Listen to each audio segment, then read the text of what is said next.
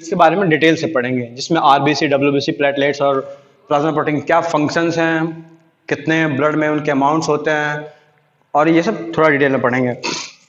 तो आइए देखते हैं। हमने पिछले क्लास में देखा था कि ब्लड का जब हमने ये ब्लड को एक टेस्ट ट्यूब में लेकर के उसे रोटेट किया था, तो फिर नीचे 45% आरबीसी आया था, ऊपर थोड़ा सा 55% प्लाज्मा आया था, फिर बीच में एक वाइट बफी कोट आया था। तो ये जो प्रोसेस होता है ना, इसको बहुत इंपॉर्टेंट, आपने देखा होगा एग्जाम में पूछते हैं हेमेटोक्रिट वैल्यू क्या होता है। तो ये जो हम अगर ब्लड को किसी एक ट्यूब में लेकर उसे रोटेट करते हैं, उसमें एंटीकोगुलेंट डाल करके, तो जो ये ब्लड का जो अलग अलग सेपरेशन होता है, इसे हेमेटोक्रिट वैल्यू बोलते हैं। और जब इसे हम परसेंटेज में शो करते हैं तो होता है पैक्ड सेल वॉल्यूम, पीसीवी। तो ये हो गया। फिर अब देखते हैं तो ये ब्लड फॉर्म एलिमेंट्स को हमने 3 भागों में डिवाइड किया जो ब्लड में पाया जाता है, आरबीसी, डब्ल्यूबीसी एंड प्लेटलेट्स। अब आरबीसी के बारे में डिटेल में जानते हैं। आरबीसी, हमारा ब्लड जो होता है, जो रेड दिखता है, वो मेन आरबीसी के कारण ही दिखता है। आरबीसी यानी रेड ब्लड कॉर्पसल्स, इसे बोलते हैं erythrocytes, WBC leucocytes and platelets megakaryocytes. अभी सारे ब्लड कंपोनेंट्स होते हैं, वो बनते कहाँ हैं, पहले थोड़ा सा ये जाने। तो हमारे बॉडी में जो लॉन्ग बोन्स होते हैं, लॉन्ग बोन्स में हमारे बॉडी के लॉन्ग बोन्स में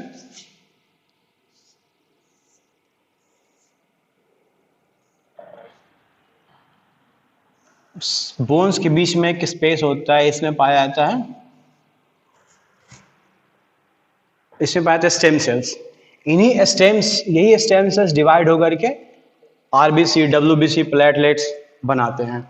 इस प्रोसेस को बोलते हैं, आरबीसी बनने के प्रोसेस को बोलते हैं एरिथ्रोपोइएटिस, और ब्लड कंपोनेंट्स बनने को बाकी को हेमेटोपोइएटिस बोलते हैं। तो आरबीसी फॉर्म होता है हमारे बॉडी में। आरबीसी जो होता है वो 5 मिलियन, मेल में 5 मिलियन, फीमेल में 4.5 मिलियन होता है। अब आरबीसी जो एक सेल होता है, आरबीसी, इसका शेप, अगर शेप की बात करें तो शेप ये कॉनकेव शेप होता है। कॉनकेव शेप मतलब ऐसे, ये कॉनकेव शेप होता है, राउंड होता है, बीच में जो तो थिन होता है, और बीच में कॉनकेव शेप होता है, बीच में कॉनकेव ऐसे, बीच में थोड़ा सा थिक होता है और किनारे किनारे थोड़ा थिन होता है। और काफी ये आरबीसी जो होता है फ्लेक्सिबल होता है काफी, ये ब्लड कैपिलरी से होकर के क्रॉस कर जाता है। लाइफ स्पैन की बात करें तो आरबीसी का लाइफ स्पैन 90 to 120 डेज होता है। इन्फेंट्स में 90 डेज और एडल्ट में 120 डेज। साइज की बात करें तो आरबीसी का साइज 7.2 माइक्रोमीटर होता है। आरबीसी की सबसे इंपॉर्टेंट बात है, आरबीसी में न्यूक्लियस एब्सेंट होता है। जब आरबीसी मैच्योर होता है, यानी जब ये जो इस स्टेम सेल से जब आरबीसी बनता है, तो आरबीसी बनने के प्रोसेस में जब ये मैच्योर होता है तो उसमें न्यूक्लियस एब्सेंट हो जाता है। पहले कॉलोनी फॉर्मिंग यूनिट होता है, जो स्टेम सेल से कॉलोनी फॉर्मिंग यूनिट होता है, इससे जो एरिथ्रोसाइट बनता है, फिर नॉर्मोब्लास्ट बनता है, फिर रेटिकुलोसाइट्स बनते हैं। बहुत सारे स्टेजेस होते हैं आरबीसी के मैच्योरेशन के। उसमें जब आरबीसी जब मैच्योर हो जाता है तो उसमें न्यूक्लियस एब्सेंट हो जाता है। दोस्तों, न्यूक्लियस एब्सेंट होने का मेन कारण होता है कि आरबीसी, हमारे बॉडी में आरबीसी का मेन फंक्शन क्या होता है, सबसे पहले जाना। आरबीसी का मेन फंक्शन होता है हमारे लंग्स से ऑक्सीजन को अटैच करना, यानी लंग्स ऑक्सीजन को लेकर के फिर हर एक सेल तक ऑक्सीजन को डिलीवर करना, ये आरबीसी का मेन फंक्शन होता है। और फिर हर सेल के पास से CO2 को वापस फिर ले जाकर के लंग्स में छोड़ देना, ये आरबीसी का काम होता है। सबसे पहले बात तो इसको समझने के लिए जाने कि हमारे बॉडी में जो ब्लड होता है वो घूमता कहाँ है, कैसे कहाँ रहता है ब्लड। क्या ऐसे ही बॉडी के अंदर, स्किन के अंदर ही ब्लड रहता है? नहीं, हमारे बॉडी के अंदर में ब्लड जो होता है वो वेन्स और आर्टरीज में फ्लो करता है। हार्ट उसे पंप करता है और फिर वेन्स और आर्टरीज से निकलते हुए पूरे सेल्स तक जाता है। फिर उसे सारे वेन्स जो होते हैं वो कलेक्ट करके फिर हार्ट में डालते हैं। अब इसको समझने के लिए एक चीज है कि आपने अपने घर में देखा होगा, एक टंकी होती है, वाटर सप्लाई होता है, तो जो टंकी होती है वो जमीन के अंदर से पानी निकालता है और नल के थ्रू पहले टंकी में स्टोर होता है, फिर वहां से पाइप के थ्रू हर एक जहां जहां उसको पहुंचाना होता है वहां जाता है। तो पानी जो होता है वो पाइप होता है, पाइप के अंदर ही होता है। उसी तरह हमारे बॉडी में खून का एक कतरा भी वेन्स और आर्टरी से बाहर नहीं होता, सब उसके अंदर ही होता है। पहले हार्ट होता है, फिर जैसे हमारे बॉडी में जो हार्ट होता है वो ब्लड को पंप करता है और फिर रोटेट कराता है पूरे बॉडी में। तो हर सेल के पास से क्रॉस करता है। तो आरबीसी का मेन फंक्शन हमें पता है कि आरबीसी का मेन फंक्शन क्या है, ऑक्सीजन को कैरी करना और ऑक्सीजन और CO2 को कैरी करना। और तो इसके लिए आरबीसी में हेमोग्लोबिन होता है।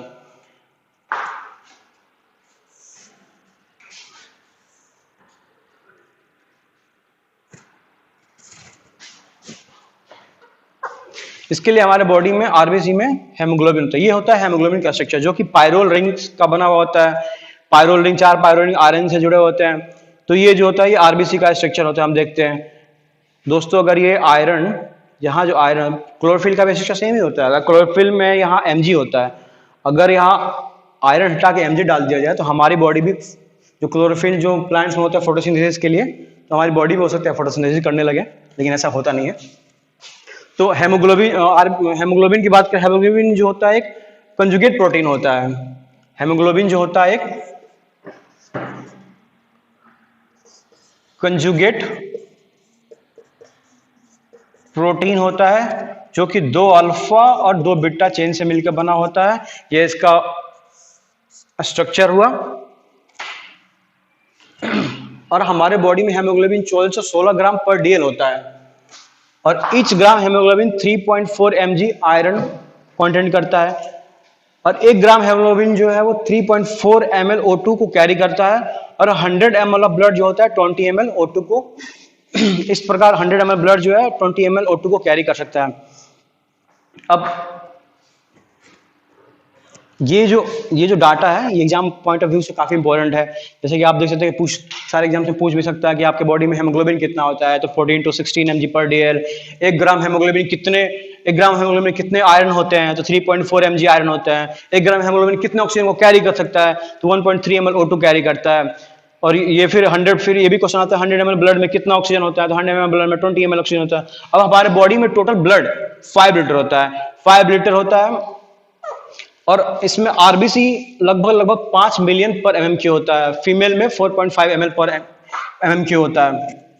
अब होता क्या है कि हमारे बॉडी में जैसे ब्लड फ्लो करता है, ब्लड हार्ट से पंप होता है, हार्ट से पंप होने के बाद वो लंग्स के पास जाता है। लंग्स में हम सांस लेते हैं तो बाहर से इन्वायरमेंट में एयर वहां रहता है एल्वुलाई के पास। तो एल्वुलाई जो होता है, एल्वुलाई के पास छोटे छोटे कैपिलरीज होते हैं चारों तरफ से, उसके चारों तरफ हर अराउंड होता है। तो जो ब्लड जब आरबीसी एल्वुलाई के जब ब्लड कैपिलरीज जब एल्वुलाई ब्लड कैपिलरी से होते हुए एल्वुलाई के पास से जब ब्लड क्रॉस करता है, तो एल्वुलाई में जो ऑक्सीजन पाया था वो अपने अपने पार्शियल प्रेशर के अकॉर्डिंग वहां से, अपने ये पढ़ा होगा डिफ्यूजन, एक वर्ड सुना होगा डिफ्यूजन।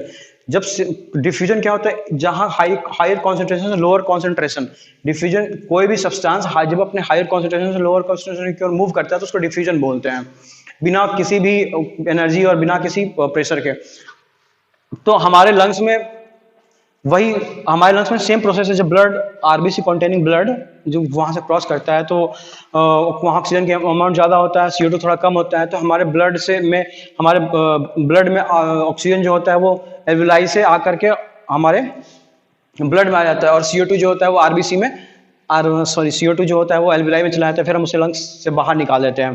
तो ये एक्सचेंज का प्रोसेस एक एल्वुलाई के पास होता है। फिर उसी तरह सेल के पास भी होता है। सेल के पास से जब ब्लड क्रॉस करता है तो सेल में मेटाबॉलिज्म के बाद जो CO2 प्रोड्यूस हुआ होता है वो हमारे सेल से निकल करके डिफ्यूज होकर के ब्लड में चला जाता है। और वहां से ऑक्सीजन जो होता है वो डिफ्यूज होकर के सेल में आ जाता है। इसके लिए बहुत सारे, अब ये एक्सचेंज क्यों होता है, तो इसके 2-3 चीजें इंपॉर्टेंट होती है। एक तो पार्शियल प्रेशर, जहां ऑक्सीजन का पार्शियल प्रेशर ज्यादा होगा वहां ऑक्सीजन, मतलब जहां हायर प्रेशर जो लोअर प्रेशर की ओर जाएगा। तो एल्वुलाई में क्या होता है, ऑक्सीजन का पार्शियल प्रेशर ज्यादा होता है, तो वहां से ऑक्सीजन डिफ्यूज होकर के ब्लड में आता है। पर सेल में क्या होता है, सेल में CO2 का पार्शियल प्रेशर ज्यादा होता है तो CO2 वहां चला जाता है। फिर एफिनिटी पे भी डिपेंड करता है, तो किसकी एफिनिटी ज्यादा होती है।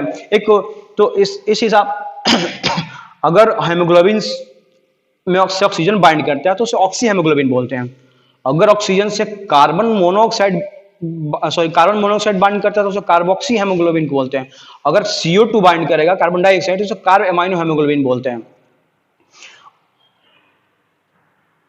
दोस्तों ये ऑक्सीजन अगर हेमोग्लोबिन से बाइंड करता है तो इस प्रोसेस को हम ऑक्सीजनेशन बोलते हैं, ऑक्सीडेशन नहीं बोलते हैं, इसे ऑक्सीजनेशन बोलते हैं, क्योंकि ये जो होता है ये ऑक्सीजनेशन बोलते हैं। ये जो होता है रिएक्शन नहीं होता है, बल्कि एक पार्शियल बॉन्डिंग होता है, जो कि पार्शियल बॉन्डिंग फॉर्मेशन होता है, जो कि प्रेशर के साथ साथ फिर अलग भी हो जाता है।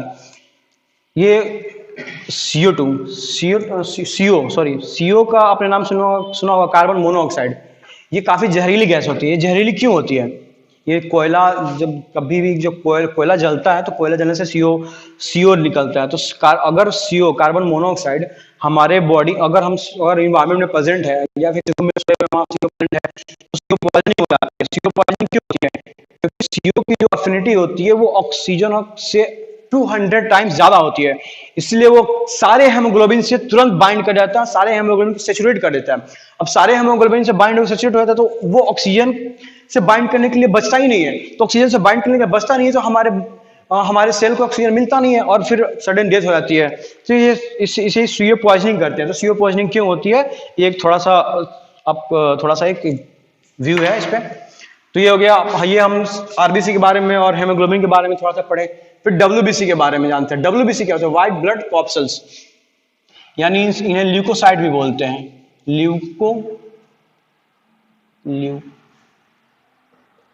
ल्यूकोसाइट, इसे एरिथ्रोसाइट बोलते हैं, एरिथ्रोसाइट। ये WBC क्या होता है? ये WBC हमारे शरीर के आर्मी है, ये हमारे बॉडी की आर्मी है। अब जिसे देखते हैं कहीं किसी देश में या फिर किसी भी जगह पे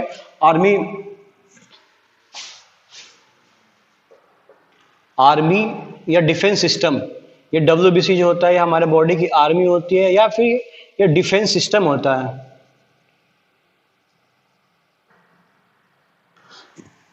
अभी आपने सुना होगा कि 2 पाकिस्तान के जासूस दिल्ली में पकड़े गए हैं। होता क्या है, सिपाही जो आर्मी होती है या फिर जो डिफेंस सिस्टम होता है वो क्या करता है, पूरे कंट्री में रहता है। अगर कोई भी बाहर का, कोई दूसरे देश का आया तो पहले उससे पूछेंगे भाई तुम कहाँ के हो, क्या हो, तो वो उनसे आई कार्ड मांगेगा।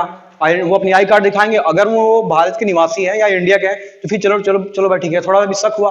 पर अगर वो उनके पास आई कार्ड नहीं है इंडिया का या फिर तो तुरंत उन्हें उनके साथ उन पर एक्शन किया जाता है, उन्हें जेल में ले जाता है, फिर जो भी होता है कानून प्रोसेस किया जाता है। उसी तरह हमारे बॉडी में भी यही होता है।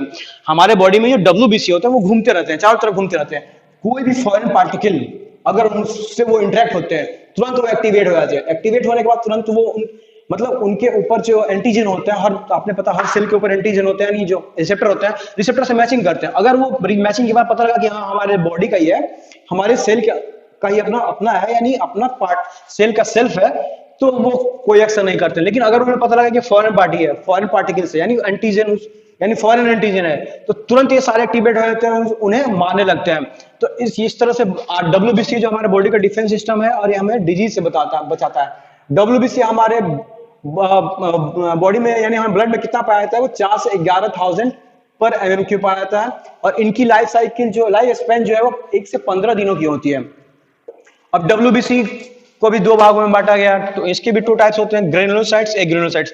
WBC कुछ WBC होते हैं उस सेल्स के अंदर ग्रेनुल्स पाए जाते हैं। ग्रेनुल्स मतलब क्या होता है कि छोटे छोटे पार्टिकल्स, कुछ में ग्रेनुल्स पाए जाते हैं। अगर उनका स्टेनिंग किया जाता है तो स्टेनिंग होता है, सारे सेल्स का स्टेनिंग किया जाता है, उसमें डाई डाल के चेक किया जाता है। तो स्टेनिंग करते हैं तो देखते हैं कि कुछ में ग्रेनुल्स पाए जाते हैं, तो उन्हें ग्रेनुलोसाइट कर दिया गया।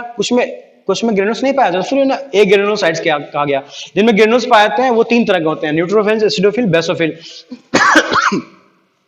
ये इसमें न्यूट्रोफिल जो होता है वो 70% पाया जाता है, एसिडोफिल होता है बाकी 30% में पाया जाता है। ये कम होता है, ये 23% होता है, 23%, ये 7% होता है टोटल में। तो ये न्यूट्रोफिल, एसिडोफिल, बेसोफिल। और जो एग्रेनुलोसाइट्स होते हैं ये दो पार्ट में डिवाइड किया है, मोनोसाइट्स एंड लिम्फोसाइट्स। मोनोसाइट्स जो होते हैं ये अलग अलग सेल के बॉडी के अलग अलग ऑर्गन में पाए जाते हैं, फिर उनके आधार पर इनके अलग अलग नाम है। जैसे जो मोनोसाइट्स लीवर में पाए जाते हैं उन्हें कफर सेल्स बोलते हैं। कुछ ब्रेन में पाए जाते हैं, उन्हें जो लीवर में पाए जाते हैं उन्हें कफर सेल्स बोलते हैं। लीवर में कफर सेल्स, फिर हमारे ब्रेन में भी पाए जाते हैं, उन्हें क्या बोलते हैं, उन्हें मैं भूल रहा हूँ, बाद में बता दूंगा। चलिए फिर लिम्फोसाइट्स होते हैं। लिम्फोसाइट्स दो तरह के होते हैं, T lymphocyte, B lymphocytes. T lymphocytes क्या होता है और बी लिम्फोसाइट्स जो होते हैं ये एंटीबॉडी फॉर्मेशन का काम करते हैं, बी लिम्फोसाइट्स। और टी लिम्फोसाइट्स जो होते हैं वो डायरेक्ट किलिंग होते हैं। टी लिम्फोसाइट्स में टीसी सेल्स होते हैं, टी मेमोरी सेल्स होते हैं, टी हेल्पर सेल्स होते हैं, कई टाइप्स के होते हैं। अब ये टी लिम्फोसाइट सबसे इंपॉर्टेंट क्वेश्चन एक आता है, टी मेमोरी और टी एच सेल, इनमें सीडी इनकी जो इनके सेल्स पे एक तरह का रिसेप्टर पाए जाते हैं। इनको टी मेमोरी या टी हेल्पर पे, टी मेमोरी या टी हेल्पर के सेल्स पे एक रिसेप्टर पाए जाते हैं, इनको CD4 बोलते हैं। ये सबसे इंपॉर्टेंट इस चीज का ये है कि HIV वायरस जो होता है वो हमारे इसी सेल पे अटैक करता है। HIV वायरस इसी CD4 सेल्स पे अटैक करता है और CD4 सेल्स को नष्ट कर देता है। अब इस CD4 सेल्स का काम क्या होता है? ये सेल्स क्या करते हैं, जब बॉडी में जब भी कोई फॉरेन बॉडी आता है तो सबसे पहले ये उनसे इंटरेक्ट होते हैं। इनसे इंटरेक्ट होने के बाद उनको आइडेंटिफाई करते हैं और आइडेंटिफाई करने उनके लिए एक मेमोरी बनाते हैं। फिर जब ये मेमोरी बनता है फिर ये बी लिम्फोसाइट्स के पास आता है और फिर बी लिम्फोसाइट उसको मारने के लिए फिर एंटीबॉडी बनाता है, जो कि एंटीजन एंटीबॉडी रिएक्शन होता है और एग्लूटिनेशन होता है। तो हमारे HIV में क्या होता है कि CD4 सेल्स को डिस्ट्रॉय कर देते हैं। तो इससे डिस्ट्रॉय करने के बाद हमारे बॉडी में कोई भी फॉरेन बॉडी पार्टिकल्स आता है तो हमारी बॉडी उसे रिकॉग्नाइज नहीं कर पाती है। अब रिकॉग्नाइज नहीं कर पाती है तो आसानी से ग्रो कर जाते हैं, एंटीबॉडी बनता नहीं है। तो इसीलिए HIV पेशेंट जो होते हैं ना वो सिंपल बीमारियों से मर जाते हैं, हल्की सी सर्दी खांसी से भी मर जाते हैं वो, कैसे उनके बॉडी में कोई डिफेंस सिस्टम ही नष्ट हो जाता है। तो इसका ये हुआ WBC के बारे में। अब ये है प्लेटलेट्स। दूसरी बात जो प्लेटलेट्स के बारे में, प्लेटलेट्स क्या होता है? ये जो होता है, ये प्लेटलेट्स जो होता है खून का एक प्लेटलेट जो होता है खून को, जैसे आप देखा होगा आपने कट लग जाता है, फिर कट लगने के बाद ब्लीडिंग होता है, ब्लीडिंग होने के बाद वो थोड़ी देर बाद खून जम जाता है। तो ये जो होता है, ये प्लेटलेट जो होता है वो ब्लड को कोगुलेट करने का काम करते हैं। ये कोएगुलेशन में हेल्प करते हैं। इसके अलावा कोएगुलेशन में फाइब्रिनोजेंस जो होते हैं, कुछ जो प्लाज्मा में पाए थे वो भी हेल्प करते हैं। प्लेटलेट्स और फाइब्रिनोजेन मिलके ये ब्लड को कोगुलेट करने का काम करते हैं। ये फिर आगे हम कोगुलेशन टॉपिक में काफी डिटेल में इसको पढ़ेंगे। फिर अभी ये बचा हुआ था प्लाज्मा के proteins, organic proteins. Plasma protein में क्या क्या होता है? एल्बुमिन, ग्लोबुलिन और फाइब्रिनोजेन। एल्बुमिन क्या होता है? एल्बुमिन भी ये प्लाज्मा प्रोटीन होता है। इनका फॉर्मेशन कहाँ होता है? लीवर में होता है। ये इनका फंक्शन क्या होता है? ये बॉडी के ऑन्कोटिक बैलेंस, ऑन्कोटिक प्रेशर को मेंटेन करते हैं। ऑन्कोटिक बैलेंस में ऑन्कोटिक प्रेशर क्या होता है? तो ऑस्मोटिक प्रेशर या ऑन्कोटिक प्रेशर सेम ही होता है, ऑस्मोटिक प्रेशर ही इसको बोलते हैं।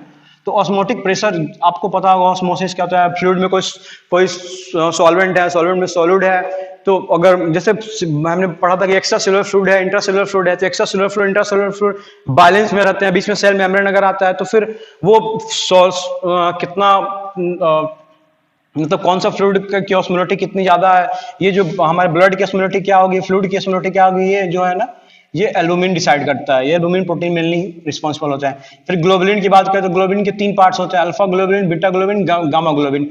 ये गामा ग्लोबुलिन फिर एक तरह के एंटीबॉडी फॉर्मेशन, गामा ग्लोबुलिन जो होते हैं ये प्रोटीन ही एंटीबॉडी बनाते हैं, ये एंटीबॉडी फॉर्मेशन में हेल्प करते हैं, ये एंटीबॉडी ही होते हैं गामा ग्लोबुलिन। और अल्फा बीटा जो होते हैं वो कैरियर्स होते हैं हमारे बॉडी के, ये बहुत सारे एलिमेंट्स को कैरी करते हैं, यानी ये कैरियर्स हैं, कैरियर प्रोटीन है। इनसे बाइंड, जैसे आयरन ग्लोबुलिन से बाइंड होके ट्रैवल करता है तो उसको ट्रांसफेरेटीन बोलते हैं। और ये इनऑर्गेनिक का हमने देख ही लिया था, हमारे बॉडी जो प्लाज्मा में कुछ इनऑर्गेनिक्स घुले हुए होते हैं, सोडियम 145 मिलीकलोरिन पर लीटर। ये तो ये आपका एक छोटा सा ब्रीफ एक्शन रहा आपके बारे में, ये ब्लड के बारे में। एग्जाम पॉइंट्स ऑफ व्यूज आप देख सकते हैं, ये सारे पॉइंट जो है कितने, आरबीसी कितना होता है 5 मिलियन, डब्ल्यूबीसी कितना होता है 4 to 11,000 पर MMQ। फिर प्लेटलेट्स क्या होता है, ये सॉरी भूल गया था, प्लेटलेट्स हमारे बॉडी में प्लेटलेट्स की जो अमाउंट होती है वो लगभग 1.5 लाख से 3 लाख पर MMQ होता है।